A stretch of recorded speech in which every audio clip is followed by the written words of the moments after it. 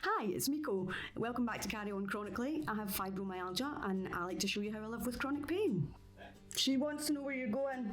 You need to open the door. No, she's going to start scratching on the door. What else? I like filming when they're out.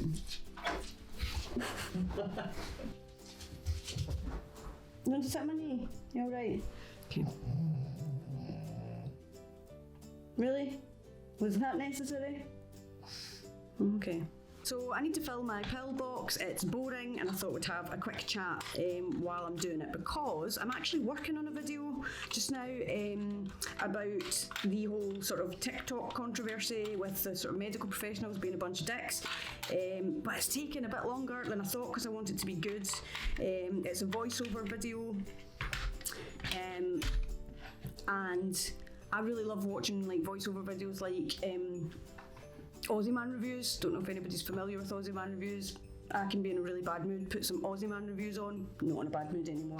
So I thought, rather than do a whole serious conversation about it, we all know the implications of what these people are doing on TikTok. If you've not heard about it, there is some patient shaming going on in TikTok with some doctors and nurses. So I'm going to roast them for a bit of a laugh. But yes, it's taken a bit longer than I thought, so I thought I'll do a quick video update. Since the last time we spoke, I have decided that I can no longer wait for my appointment for my digestive system. It's just unbelievably painful, so I'm trying gluten-free.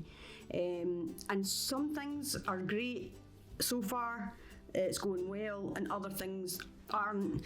It's not really, going gluten-free isn't like the answer to it. It's not going to just fix it like that. It's not really stopping the pain at the moment. It's still, the whole process of my digestive system is still causing an enormous amount of pain, which I'm sure we will find out why soon. But in the meantime, I have to do something, and I could wait for a diagnosis that I'm not going to get any help with anyway, like the fibro, because you just get left to deal with it yourself. Or I could try something in the meantime, and if it works, don't need a diagnosis, as long as I feel better, I don't care. So that's what I'm doing at the moment.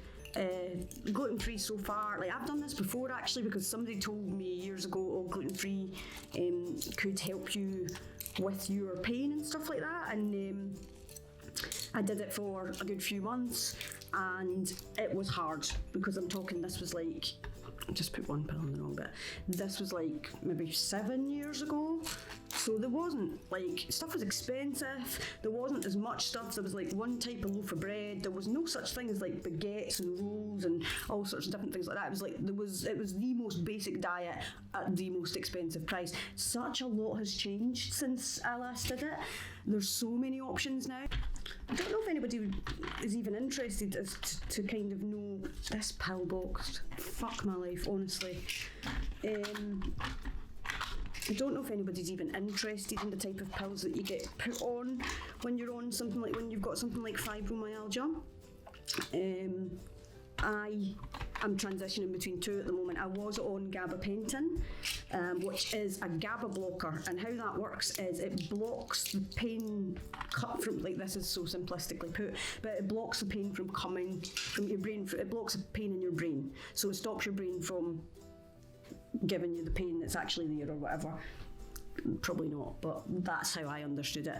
And I was on that, and I was getting worse and worse and worse, and I was just like, can't deal with this, what do I do? And basically, I've just discovered I can't really do two things at once. Hold on. Basically, I was recommended to maybe try duloxetine, which in America I think is called Cymbalta. Worst decision of my life. For a start, the gabapentin was an absolute arse to get off of. It was horrific. It probably exacerbated every symptom I had 100%, and also came with new ones, which was the withdrawal of the gabapentin. It was horrific. So I came off that to go onto the duloxetine. I went onto the duloxetine and instantly started getting inner vibrations, in the sense that I felt like I was doing that, but I wasn't actually shaking physically. It was just, I felt it. It was horrible. But that was a sort of like, it did pass. It was awful. It kept me up at night. It was like stuff was crawling through your skin. It was awful, but I persevered with it.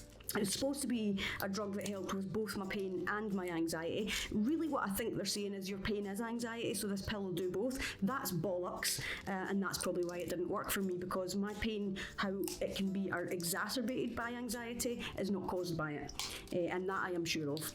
I'm sure you'll understand that sentiment if you are in chronic pain. So it didn't work, and it just got worse, and then the stomach problems came along, and might be caused by the duloxetine, don't know, can't say anything about that yet, but I decided no, not working for me. I am going to just come off the duloxetine and go back on the gabapentin, because although I was getting worse, I'm actually worse than I was then. It's like a total balancing act. What is this? 25 milligrams levothyroxine, that's because my thyroid doesn't work.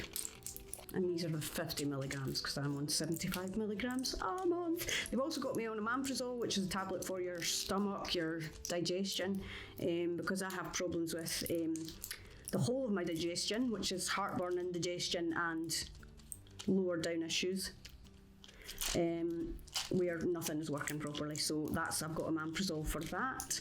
That can be increased if necessary. So that's those done. This is my gabapentin. Do you know what really annoys me is every single damn time that I get pills, they look different, which makes it really hard to kind of keep track of what you're doing. The omeprazole this month is yellow, last month it was white. It looked exactly like my gabapentin, so that was a bitch. So yeah, it's just trying to, not the biggest problems in the world, it's just irritating. I take one gabapentin, I think, what are they? 100 milligrams of gabapentin in the morning and 200 at night. I will probably ask to get that increased when I come off the duloxetine, because pain. If you've got any recommendations for decent pill boxes that don't cost an absolute fortune, let me know in the comments, because this one is the bane of my goddamn life, and I haven't seen any other ones that I particularly like that don't cost like 15 quid, and that can fuck off. So also, last month it was gabapentin, this month it's gabapentin activus. Fuck knows. So I need to order more duloxetine, but essentially that's what my pill box. No, that's fallen. See that? It's like a whack-a-mole. That's what my pill box looks like. I'm losing my goddamn fucking mind with this thing. That is what my pill box looks like on this side when it's full. Stomach problems could be a side effect of any one of those, apart from the omeprazole, or it could be something completely different, because there is a sort of localised pain in a certain area that's always there, so something not right. I haven't had the letter for the appointment yet. Honestly, sometimes I think they see fibromyalgia in your notes and they just think, oh, he's back. Hello. Hello. How you going? Yeah, okay. It's quite small, so I thought I'll get you that one. That's quite a good make if you're trying gluten-free. We get this in Asda. Char. That looks... Yeah, it looks like a kitchen sponge. Hold on, somebody's crying. Why are you crying? Oh. Why are you crying?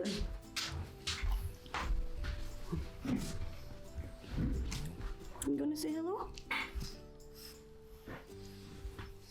No? Too busy looking to see what food's going about, are you? Too busy looking to see what food's going about. What's he got? What's he got? Has he got food?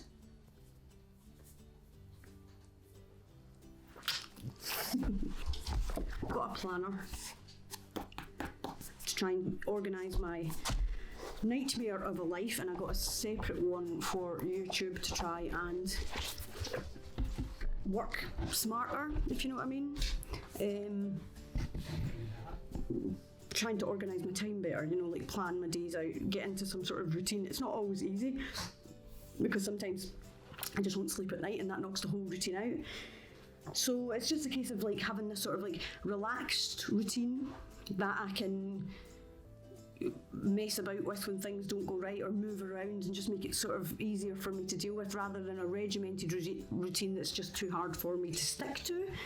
I still don't know really what to do about an upload schedule, because, like I say, I can plan an upload schedule and then there's some days I just can't. That's why this video is probably taking a bit longer to come out, is because I was focusing so much on trying to get the sort of more polished video out and neglecting the chat. So that's what I'm thinking, if I can do one of these chats maybe a week and then something else. If you like the chats, pop it in the comments. If you're not at all interested in them and you don't really watch them, pop that in the comments as well. I don't get offended, I'm not precious about feedback. And we can, talk about some videos that you'd like to see. Is there any other medical professionals that you've seen on YouTube that you feel would benefit from a good roasting, or at least just have a sort of like serious chat about the shit that they're trying to get away with or whatever. So I feel like putting out a chat video maybe takes the pressure off a bit to rush this more polished video that I'm doing, because I want it to be good and I want it to be nice, but I also don't want to be only uploading every couple of weeks. So I'm still trying to work that out. Thank you for your patience. If you're watching when you're watching the videos, thank you that are a bit erratic, and thank you very much for being patient with me for that.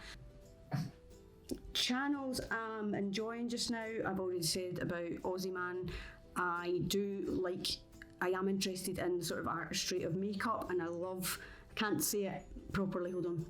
I love Raw Beauty Christie, and she also has a channel called The Sweet Life of Zach and Christie, and it's her and her husband doing up the house they've just bought in the woods, and it is so relaxing to watch. Like, it's filmed so beautifully. The two of them are just hilarious, and I know that I, probably won't be in the position to be able to do that with my own husband at any point, do up a house or whatever like that. I just don't have that in me just now. So it's actually quite nice to watch somebody else, progress and get what they want in life and stuff. It's really nice. Do love watching roast videos. Have got some news coming on that probably in the next chat to camera video, because I want to make a video solely on that. But I have got some news on my comedy. I'm going to have cheesy beanos for lunch. Hands up if you know what a cheesy beano is. Warm your beans in the pot, toast one side of the bread, turn it over, put the beans on it, put the cheese on it, put it under the grill. Gluten-free goodness. But cheesy beanos was one of the first things I got taught to make at school. That's Scotland for you. The first thing we got taught to make at school was a cheesy beano, and I've never forgotten how to make it, and it's one of my favourite things to eat. So that's what I'm having for my lunch. So I'm just really pushing through bad days and good days, trying to be as positive as possible. Not always possible, is it? It's not always possible. Oh, I finished season 2 of Good Girls last night. Outstanding. I absolutely love that show. I can't wait for the 3rd season. If you haven't seen it, it's so good. It's kind of like, I'm trying to think what you would explain it as. I watched it because of Rita from Parks and Rec, because I love her and I think she's hilarious. So I saw that she was in it and thought, I'm going to watch it. And I love it for so many more reasons than just Rita now. But it's kind of like Breaking Bad meets... I never really watched Desperate Housewives, so I don't want to use that analogy, but it's kind of, it's got that kind of feel about it. It's really good though. I would recommend that you watch it. So that's just a few of the things that I've been doing, and I'm still really watching all the paranormal stuff, because I don't know why when I don't feel well, paranormal stuff always soothes me, which is completely weird because you think it wouldn't, but it does. Want to get back into meditation as well, so if you've got any good recommendations for good meditations, let me know. And I'm still working on my own ASMR for Volcano Bay. Might do some of that today actually, because that might dead relax me once I've finished my other video. So thanks for watching if you've made it this far. Again, keep your eye out for another video with a little update on my comedy, and then my roasting of the TikTok medical professionals. Bye! Hi, it's Miko. Welcome back to Carry On Chronically. This is going to be a quick... Hi, it's Miko. Welcome back to Carry On Chronically, where I have fibromyalgia and I talk... Hi, it's Miko. Welcome back to Carry On Chronically. I have fibromyalgia and I like to document my life with chronic pain. Sucks. Hi, it's Miko. Welcome back to Carry On Chronically. I have fibromyalgia and I like to take... Oh, fucking hell, write it down first, will you? And you come. This is the easy bit. I know, I can't. I just... It's... Oh. But then you're getting fucking through the... I'm going to have to just write it down and read it like a robot, man. What was the question? Well, the gluten-free bread. What? The what? Gluten-free bread. The what? And, The what though? Do you want to do an intro? I can't be fucked now. I have to write it down for me. I've not even wrote it down for myself. Right, okay, try again. You made me giggle now.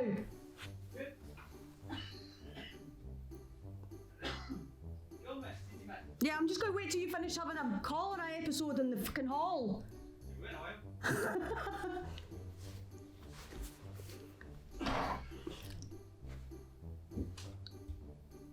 You done?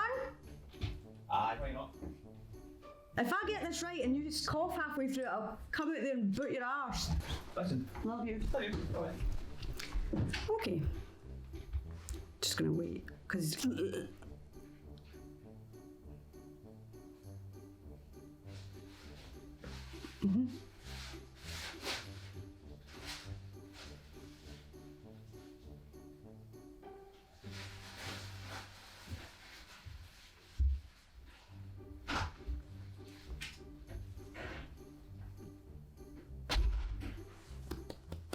Hallelujah.